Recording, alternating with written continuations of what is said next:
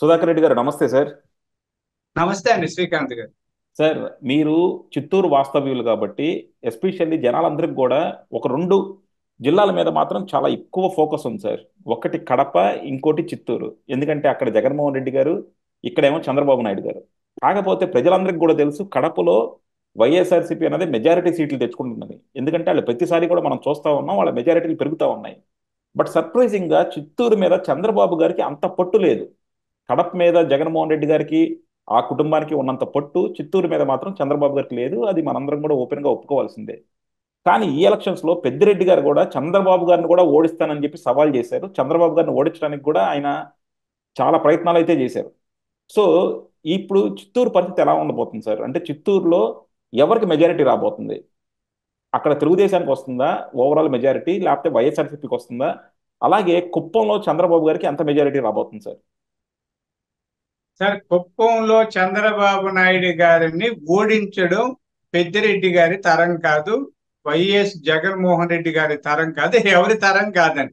ఎందుకంటున్నానంటే ఇదేమి అతిశయోక్తి ఏం కాదని. చంద్రబాబు నాయుడు గారు ఇప్పుడు వరుసగా 7 సార్లు ఎమ్మెల్యేగా గెలిచారండి.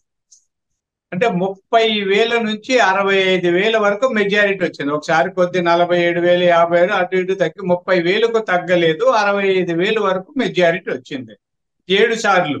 ఇప్పుడు మా పెద్దిరెడ్డి రామచంద్రారెడ్డి గారు అలా వరుసగా గెలిచిన సందర్భాలు లేదు. మొన్న ఏదో 3 సార్లు పొంగునూరులో గెలిచారు. అంతకుముందు 3 సార్లు ఎమ్మెల్యే అయ్యారు పీలేరులో. అయితే 3 సార్లు ఓడిపోయారు, సమితి ప్రెసిడెంట్ ఓడిపోయి ఇవన్నీ ఉన్నాయి. అలా ఇలా అందరు పోల్చుకుంటే ట్రాక్ రికార్డ్ అంటా ఉంటుంది. చంద్రబాబు నాయుడు గారి మాదిర ఇప్పుడున్న ఎమ్మెల్యేలో వరుసగా 7 సార్లు గెలిచిన వాళ్ళు నాకు తెలిసి ఎవరు లేరండి. మా రాయలసీమ ప్రాంతంలో లేదు. నాకు మొత్తం తెలియదు కాబట్టి ఎవరైనా ఉన్నారేమో తెలియదు. రాయలసీమలో అయితే లేదు. ఈ లాస్ట్ టైము ఈ స్థానిక సంస్థల ఎన్నికల్లో దౌర్జన్యాలు చేసి మా వాళ్ళని ఓట్లు వేయనివ్వకుండా, అసలు నామినేషన్లు వేయనివ్వకుండా గందరగోళం చేసి మున్సిపాలిటీలో గెలిచారు. అప్పుడు లాక్డౌన్ ఉంది కాబట్టి జనం బయటకు వస్తే పోలీసులు అరెస్ట్ చేయడం అది ఉంది కాబట్టి వాళ్ళు అక్రమాలు చేసుకున్నారు. అలాగే ఎంపీపీ, జెడ్పీటీసీ, సర్పంచ్ ఎలక్షన్ లో కూడా దాదాపు వాళ్ళు ఒక 80-90% గెలిచేసుకున్నారు. ఇది అక్రమ మార్గంలో. మేము కొన్నింటినైతే ఎంపీపీలో చాలా ఎలక్షన్లో వదిలేసాం, బాయ్కాట్ చేశాం. ఎన్నికలు మేమే బహిష్కరించాం. ఆ నేపథ్యంలో గెలిచారు తప్ప ఇప్పుడు గెలిచే ప్రశ్నే లేదు. దానికి ఏదో కాకమ్మ కథలు చెప్పి లేనిపోని లెక్కలు వేసి కొన్ని టీవీ ఛానల్స్ లేదో చంద్రబాబు నాయుడు గారు ఓడిపోతున్నారు అయిపోయి ఈ లెక్కలు చాలా ఎట్లంటే టకటక వీడియో ఇంటింటికి పోయినట్టు ఈ కులంలో ఇన్ని ఓట్లు ఉన్నాయి, దాంట్లో ఎంత పర్సెంట్ ఈయనకు, 100% ఆయనకి. ఏదో వీళ్ళు మాకే దిక్కు తెలియడం లేదు. జిల్లాలో ఉండి ఎప్పటి నుంచో ఉండి పుట్టి పెరిగిన మాకు తెలియదు. ఆయన ఎక్కడో ఛానల్లో కూర్చొని అలా చాలా పెద్ద మాటలు మాట్లాడతారు. కాబట్టి చంద్రబాబు నాయుడు గారు ఓడిపోయే ప్రశ్న లేదు. రెండు, మా ఉమ్మడి జిల్లాలో 14 స్థానాల్లో ఇంతకు ముందు అంటే 83లో అప్పుడు 15 ఉండేటువంటి 15లో 14 స్థానాలు గెలిచాం టీడీపీ. అలాగే 94లో కూడా 15కి 14 గెలిచాం. ఆ చరిత్ర కూడా ఉంది. అలాగే 2019లో చంద్రబాబు నాయుడు గారు ఒకడే గెలిచారు. మిగతా 13 స్థానాల్లో వైసీపీ గెలిచింది. అంటే ఇక్కడ ఒకే స్థానం గెలిచిన సందర్భం ఉంది, 14 స్థానాలు గెలుచుకున్న సందర్భాలు ఉన్నాయి. అంటే ఈ ఎలక్షన్లలో రాజకీయాల్లో చాలా ఈక్వేషన్స్ పనిచేస్తాయి. ఒక్కోసారి మనం ఎంత సమర్థులైనా ఈ క్యాస్ట్ ఈక్వేషన్స్ వాటి వల్ల కొంత నష్టం జరుగుతుందని. అది జగన్మోహన్ రెడ్డి గారికి అతనుకున్న వాళ్ళ జిల్లాలో ఆయనకి అడ్వాంటేజ్ అండి. ఆయనకి క్యాస్ట్ అడ్వాంటేజ్, ఇక్కడ కొంత డిసడ్వాంటేజ్ అండి. అంటే ఈ కులాలు ఈ సమీకరణలో అయినా ఇప్పుడు మా 14 నియోజకవర్గాల్లో ఖచ్చితంగా 10 స్థానాల్లో తెలుగుదేశం పార్టీ గెలుస్తామని, గ్యారంటీ గెలిచేస్తామని. డోకా లేకుండా 10 వస్తాయి. ఆ 4లో కూడా 1-2 రావచ్చు, వాళ్ళకు 4కు మించి రావు. అలాగే కడప జిల్లాలో కూడా ఖచ్చితంగా మాకు 4 సీట్లు వస్తాయన్న నమ్మకం నాకైతే ఉందండి. ఈసారి జగన్మోహన్ రెడ్డి గారికి గంప గుత్తగా ఎవరు ఓట్లు వేయడం లేదు. రాయలసీమలోనే గత ఎన్నికల్లో మొత్తం మాకున్న రాయలసీమ 4 జిల్లాల్లో 52 స్థానాలలో 3 మాత్రమే తెలుగుదేశంకి వస్తే 49 వాళ్ళకి వచ్చాయి. ఈసారి ఎట్టి పరిస్థితుల్లో 20కి తగ్గవండి టీడీపీకి. 20 నుంచి 25 వరకు రావచ్చు. 30 స్థానాలు మాకు వచ్చిన ఆశ్చర్యం లేదండి.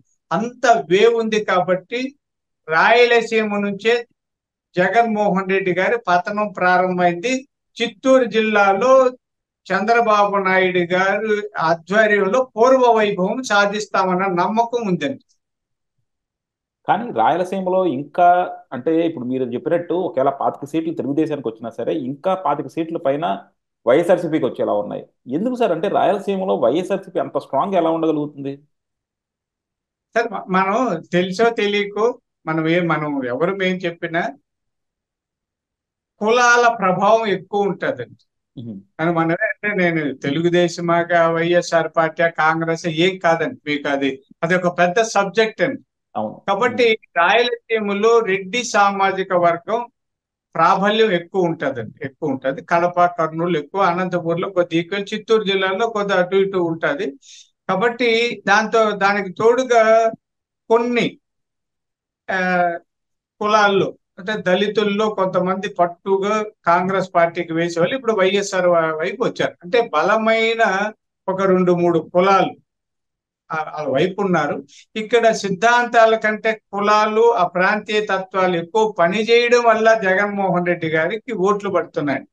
మన దురదృష్టం అది. అంటే ఈ దేశ ప్రజాస్వామ్య వ్యవస్థల్లో ఉన్న దురదృష్టకర పరిస్థితులు ఏమంటే డబ్బు, కులం, ప్రాంతం చూసి ఓట్లు వేసే వాళ్ళు ఇప్పటికీ ఎక్కువ మంది ఉన్నారు. కాబట్టి వాళ్ళని మనం ఏం చేయలేం, మార్చలేకపోతున్నామండి. లేకపోతే ఎంత దారుణం చెప్పండి. 2 పార్టీల దగ్గర 2,000 తీసుకున్నారండి అన్ని పార్టీలు. ఎవరు ఇచ్చిన 500 ఇచ్చిన, 2,000 ఇచ్చిన, కొన్ని చోట్ల 10,000 కూడా ఇచ్చారు.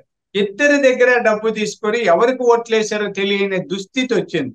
ప్రజలు ఏమంటారు, అదని పాపం సొమ్ము మేము తీసుకుంటే తప్పు లేదని వీళ్ళు అంటారు. వాళ్ళు పాపిస్టోళ్ళు, మోసం చేసి సంపాదించారు. వాళ్ళని అడిగితే ప్రజలంతా దొంగలండి, డబ్బు ఇకపోతే ఓట్లు వేయగలేదు, మా కర్మ, ఆస్తులు అమ్ముకొని తెచ్చేసారు. వాళ్ళు వీళ్ళని తిడతారు, వీళ్ళు వాళ్ళని తిడతారు, ఇద్దరే తిట్టుకుంటున్నారు. ఆఖరికి కులము, డబ్బు ఇదేది పని చేస్తుందో అర్థం కాల. అందుకని రాయలసీమలో కొంత జగన్మోహన్ రెడ్డి గారి ప్రభావం ఉంది. అయినా ఈసారి మెజారిటీ సీట్లు టీడీపీకి, కూటమి పార్టీలకు వస్తాయన్న నమ్మకం నాకు ఉందండి. యా, చూద్దాం సార్ డెఫినెట్గా. ఎందుకంటే మీరు అన్నట్టు ఏంటంటే చాలా మంది కూడా చెప్తుంది రాయలసీమలో ఇంకా జగన్మోహన్ రెడ్డి గారికి సిగ్నిఫికెంట్ నెంబర్ ఆఫ్ సీట్స్ వస్తాయి. కాకపోతే కోస్టల్లోనూ లేకపోతే నెల్లూరు ఇవన్నీ కూడా గట్టి దెబ్బ పడబోతుంది అంటున్నారు. యా, చూద్దాం అది. అండ్ ఎస్పెషల్లీ ఏంటంటే చిత్తూరులో మీరు అన్నట్టు ఏంటంటే ఈసారి జనాలందరూ కూడా చాలా క్యూరియస్గా ఉన్నారు. చంద్రబాబు గారి మెజారిటీ ఇంకా పెంచుకుంటారా లేకపోతే పోయినసారి లాగా మెజారిటీ తగ్గుతుందా అని. చంద్రబాబు గారు గెలుస్తారా ఓడిపోతారా అన్న దాంట్లో ఎవరికి డౌట్ లేదు, కానీ మెజారిటీ ఎంత వస్తుందన్న దాంట్లో మాత్రం జనాలకి రకరకాల ఎక్స్పెక్టేషన్స్ ఉన్నాయి. చూద్దాం సార్. థ్యాంక్ యూ అండి. Thank you very much sir.